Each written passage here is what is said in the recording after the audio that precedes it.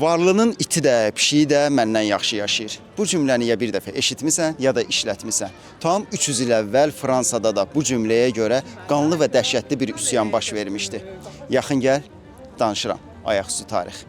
Tarix 1730-cu illər, Fransa, Paris. O dövrdə mətbəə məşhur idi. Kitab isə o dövrlərdə asan əldə olunmurdu deyə dəyərli bilinirdi. Buna görə mətbəəçilər o dövrdə çox varlı idi. Varlı mətbəəçilərin ən böyük düşməni isə siçanlar idi. Çünki dəyərli əlyazmaları yedikləri üçün ciddi ziyan verirdilər. Buna görə mətbəəçilər pişik saxlamağa başlayırlar. Zamanla isə pişiklər varlı aksesuarı kimi qəbul olunur. Çünki mətbəəçilər onlara bahalı yeməklər verir, geyindirir, bahalı daşqaşlarla bəzəyirdi. Bir sözlə, pişiklər kasıb Paris xalqından yaxşı yaşayırdı. Bir mətbəədə işləyən gənc fəhlə gündə 18 saat zülm çəkir, buz kimi otaqda yatır, sözün əsl mənasında zibillikdən tapdıqları iyrənc yeməkləri yeyirdi. Günlərin bir günündə həmin o gənc fəhlə cana yığılır. Biz insanıq, acından ölürük, amma sənin pişiyin quş südü içir deyə düşünür.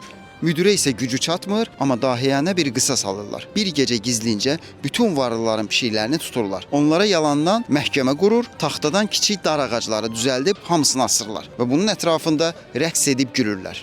Yəni bu sadəcə bir xuliqanlıq deyil idi. O dövrün ən qəribə sinif etirazlarından biri idi. Etirazçılar isə işdən qovulur, mətbəəçilər yeni fəhlələr işə götürürlər. Yəni qısacası varlının pişiyi olmaq o dövrdə fəhlə olmaqdan daha təhlükəli idi. Bəs sizcə dövrümüzdə vəziyyət eynidirmi?